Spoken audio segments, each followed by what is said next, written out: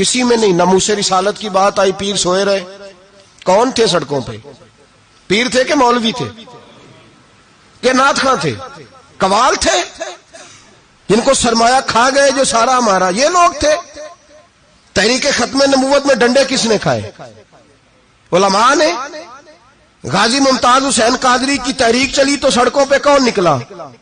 تحریک ختم نبوت. بتاؤ نا کسی پیر کا بیان دکھاؤ مجھے جس نے کہا ہو تھک گئے گلے. ہماری ریکارڈنگیں لا لا کے لوگ ہمیں سناتے ہیں، کہتے ہیں جناب آپ کی سخت تقریریں نوٹ ہو رہی ہیں اور سوشل میڈیا پہ دور دور جا رہی ہیں، تھوڑی احتیاط کریں. میں نے کہا یار کس طرح احتیاط کریں؟ کیسے احتیاط کریں؟ جس کتے کو اس کا مالک 4 روٹیاں ڈالتا ہے وہ ساری رات آوازیں دے دے کے گزار دیتا ہے کہ میں کسی کو اندر نہیں آنے دوں گا. ہم نے تو ساری زندگی رسول اللہ کا کھایا ہے. اصل بات بتاؤں آپ کو کیا ہے؟ دین مفت میں ملا ہے، اور جو شے مفت مل جاتی ہے اس کی قدر نہیں ہوتی. قدر دین نبی دا ایک ہی جانن دنیا دار کمینے، دین نبی دا جانن والے سونگے وچ مدینے. تجھے کیا پتا، تجھے کیا خبر اس دین کی؟ کوئی خبر ہی نہیں. میرے رسول پاک کا پسینہ کتنا بہا ہے. کبھی تیرا پھیرا لگے تو احد کے پہاڑ سے جا کے پوچھنا نبی پاک کا خون کتنا بہا ہے. کبھی ٹائم ملے نا ملک شام جا اور حضرت بلال کی قبر پہ کھڑے ہو کے پوچھ دین کتنا قیمتی ہے. اور پھر اس سے زیادہ بات پوچھنی ہو نا کبھی تو مدائن جا، حضرت سلمان فارسی کے مزار کے پاس ان سے پوچھ دین کی قیمت کتنی ہے. وہ تجھے بتائیں گے کہ کئی 100 سال لگ گئے نبی پاک کے قدموں میں پہنچنے تک. 100 سال، کئی 100 سال. اور اگر پھر بھی تجھے تسلی نہ ہو تو جنت البقیع میں جا اور سیدہ طیبہ طاہرہ حضرت فاطمہ الزہرا سے پوچھ.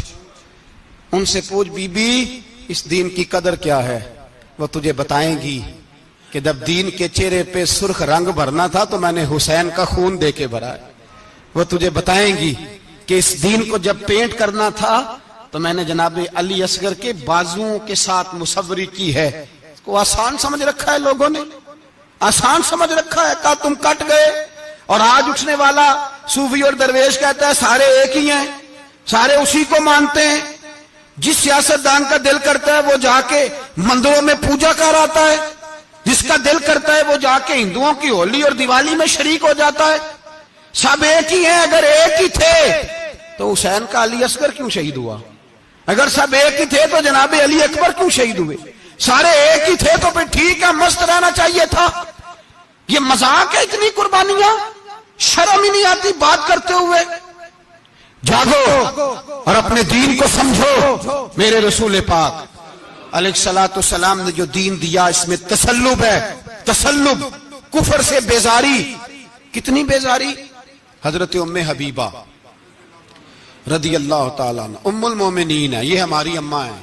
ام، ماؤں کے نام تو بچوں کو آنے چاہیے نا. یہ مومنوں کی ماں ہیں. ابو سفیان کی بیٹی ہیں.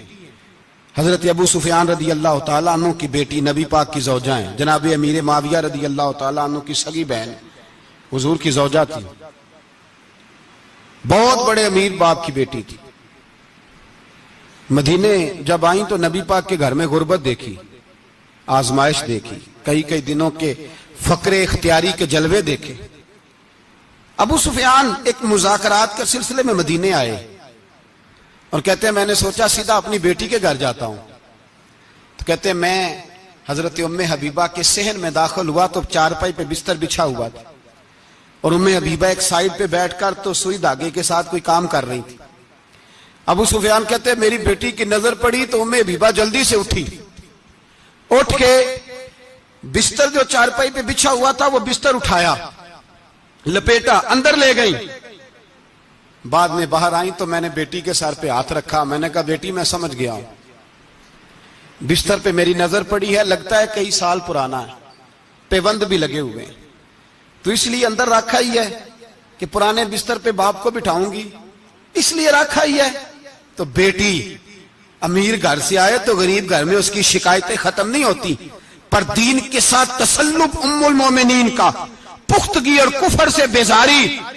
کہنے لگی ابا جی ابھی آپ کافر ہیں نا، تو آپ کی سوچ ابھی بدلی نہیں، میں اس لیے نہیں بستر اندر رکھ کے آئی کہ آپ کے قابل نہیں تھا، میں تو اس لیے رکھا ہوں کہ وہ میرے نبی کا پاک بستر ہے اور آپ ناپاک ہیں۔ وہ پاک بستر ہے، انما المشرکون نجس، مشرک ناپاک ہوتا ہے، باپ ہونا علیحدہ بات ہے، لیکن میرے دل میں باپ کی قدر بعد میں ہے میرے دل میں، اور رسول اللہ کے بستر کی قدر پہلے ہے، رسول اللہ کی نہیں، رسول اللہ کے بستر کی قدر ہے کہ باپ بیٹھ نہ جائے۔ اتنی نفرت مشرک سے، اتنا اظہار، وہ باپ بھی ہو تو اتنی نفرت، لوگوں نے پیچے ڈالے ہوئے ہیں پیار کے، محبت کی پینگیں چڑھا رہے ہیں، اور سارے یہ کہیں گے سب صحیح ہے، اور ہمارے دلوں میں نرمی۔ ہمارا اپنا جوان باہر جاتا ہے، وہ یہ نہیں دیکھتا کہ میں جس سے شادی کرنے لگا ہوں نیشنلٹی زیادہ ضروری ہے کہ ایمان، پیسے زیادہ ضروری کہ ایمان، دین زیادہ ضروری کہ دولت۔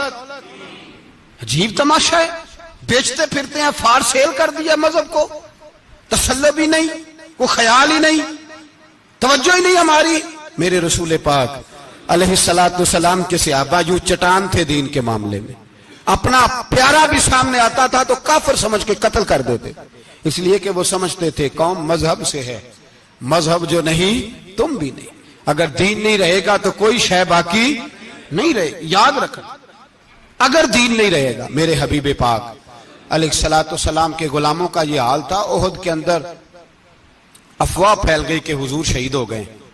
حضرت انس بن مالک کے چچا تھے انس بن نضر رضی اللہ تعالیٰ عنہ، جب افواہ پھیلی نا حضور شہید ہو گئے تو جناب انس بن نضر اٹھے، تلوار پکڑی، صحابہ سے کہنے لگے یہاں کیوں بیٹھے ہو؟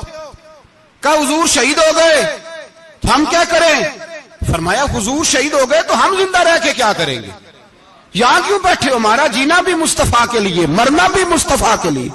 اگر حضور علیہ السلام وصال کر گئے تو اٹھو، ان بے ایمانوں سے لڑتے ہیں جنہوں نے مصطفیٰ کو شہید کیا ہے، اٹھو۔ حضرت انس بن نضر میدان میں نکلے، اس طرح لڑے کہ صحابہ کہتے ہیں نہ زخموں کی پرواہ، تیر برستے رہے پرواہ کوئی نہیں، تلواریں چلتی رہیں پرواہ کوئی نہیں، ان کے وجود پر نیزوں کے زخم آتے رہے پرواہ کوئی نہیں۔ حضرت انس بن نضر اتنا لڑے کہ شہید ہو گئے، اور جب شہادت کے بعد ان کی لاش دیکھی تو 80 زخم نظر آئے، تلواروں کے، نیزوں کے 80 زخم۔ حضور کے لیے ان لوگوں نے جانیں دے دی، پرواہ نہیں کی۔ یہاں اس مسئلے کو ہمارے